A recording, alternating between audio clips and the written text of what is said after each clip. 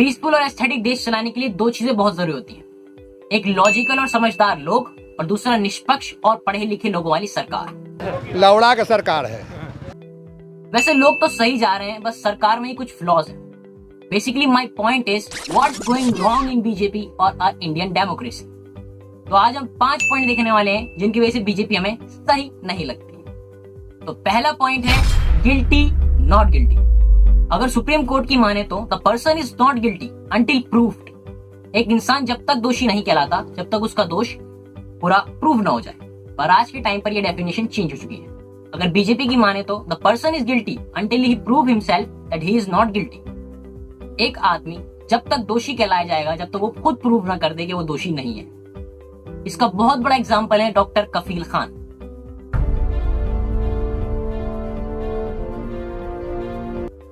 और दूसरा पॉइंट है लॉजिक पको।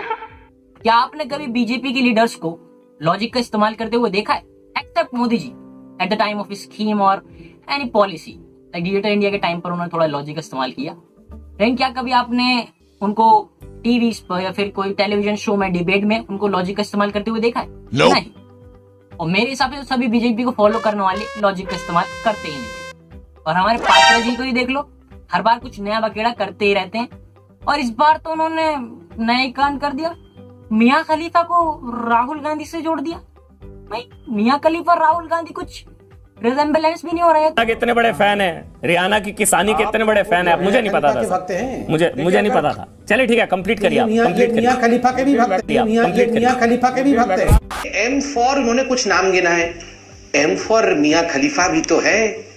राहुल गांधी जी की अजीज मित्र, राहुल गांधी जी के लिए आज ट्वीट करने वाली मियां खलीफा उसमें क्यों कर रहे थे? कम से कम राहुल गांधी जी को मियां खलीफा के पक्ष में तो ट्वीट करना चाहिए। कम से कम मियां खलीफा के ही खातिर राहुल जी को माफी मांगनी चाहिए। बाकी मतलब मियां खलीफा राहुल गांधी, ऐसे तो फिर मैं भी कह सकता हूँ। पात्रा जी वैलेंटाइन डे आ रहा है, आंटी जरा इन पर नजर रखना, क्या पता ये भी जॉनी भैया को देकर आ जाए। गुलाब। और तीसरा पॉइंट है answering a question with another question. मतलब सवालों से बचना। अगर आपसे कोई सवाल करता है तो उसको इस तरह से इमोशनली इंटेंशनली दूसरे सवालों में फंसा देना जिससे कि वो आपसे सवाल ना कर सके। और ऐसे आर्ग्यूमेंट को बोलते हैं स्ट्रॉमैन आर्ग्यूमेंट, जो कि ज्यादातर बीजेपी के लोग यूज करते हैं। और फोर्थ पॉइंट है our dignity is dignity, yours not. हमारी इज्जत इज्जत है, तुम हमें बेइज्जत नहीं कर सकते। तुम हमें क्रिटिसाइज नहीं कर सकते, नहीं तो बुरा हो जाएगा। अगर तुम हमें क्रिटिसाइज करते हो तो तुम्हें यूएपीए लगाकर पहुंचवा देंगे। ज्यादा बोलते हो ना तुम एंटी नेशनल, एंटी बीजेपिस्ट, तुम पर ऊपर लगवाएंगे और पहली फुर्सत में पहुंचाएंगे। No one can criticise BJP and its policies. अगर कोई करता है तो निकल, पहली फुर्सत में निकल। और लास्ट में आता है जो कि सबसे ज्यादा मेन पॉइंट है, मेन फैक्टर है इन सब पॉइंट्स को जोड़ने वाला फैक्टर, वो है we are superior you are not. हम सुपीरियर हैं, हमें सब पता है। हम जो बोल देंगे तुम उसे बॉयकॉट नहीं कर सकते, हम जो कह देंगे उसको तुम्हें मानना पड़ेगा। और ये बीजेपी का एक मेन पॉइंट है जो कि फोकस्ड है। ये किसी भी इंसान के साथ हो सकता है। वो अगर अपने आप को सुपीरियर समझने लग जाए तो वो जो उनके मुंह से निकल गया वो पत्थर की लकीर बन जाएगा।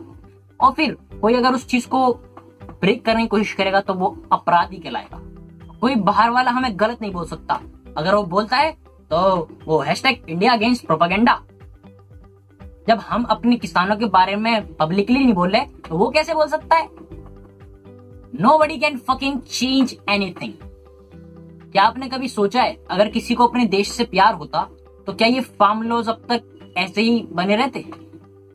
आप ही सोचिए, अगर आपका कोई भाई बहन माँ बाप ये चीज को गलत बता रहा है और वो कह रहा है कि हमारे लिए नुकसानदायक है, हमें इससे नुकसान होगा, तो क्या आप उस चीज को हटाएंगे नहीं? चाहे वो चीज कितनी सही क्यों ना हो, आप उस चीज को हटा देंगे? या फिर इमोशनल होने की सिर्फ एक्टिंग ही करते हैं? और आखिर में मैं यही कहना चाहता हूँ कि आज वो किसानों को भूल रहे हैं, कल वो जवानों को भूलेंगे। आज वो किसानों को भूल रहे हैं, कल वो जवानों को भूलेंगे। आज वो इंसानों को भूल रहे हैं, कल वो भगवानों को भूलेंगे। इस सज्जन को क्या तकलीफ है भाई? क्या तकलीफ है इनको? आई होप आपको वीडियो अच्छा लगा होगा। अगर वीडियो अच्छा लगा है तो वीडियो को लाइक कर दीजिए और चैनल को सब्सक्राइब कर दीजिए और वीडियो को ज्यादा से ज्यादा शेयर कीजिए। मेरी आपसे सिर्फ यही विनती है। और जैसे कि आप जानते हैं मेरा चैनल मोनेटाइज नहीं है और लंबे समय तक मुझे लगता है मोनेटाइज होगा भी नहीं। तो मेरी आपसे ये रिक्वेस्ट है, अगर आपके पास 50-100 रुपए फालतू हैं तो आप मुझे डोनेट कर सकते हैं। मैंने नीचे गूगल पे का अपनी आईडी दे दी है, आप वहां पर जाकर 50-100 रुपए डोनेट कर सकते हैं अगर आपके पास एक्स्ट्रा है। अगर आपके पास है नहीं तो कोई बात नहीं, आप वीडियो को ज्यादा से ज्यादा शेयर कर दीजिए, वही मेरे लिए बहुत होगा। धन्यवाद। वो अगर खिलाफ है होने तो जान थोड़ी है, ये सब धुआं है, कोई आसमान थोड़ी है। अगर खिलाफ है होने दो, जान थोड़ी है, ये सब धुआं है, कोई आसमान थोड़ी है। लगेगी आग तो आएंगे घर के ही जद में, यहां पे सिर्फ हमारा मकान थोड़ी है।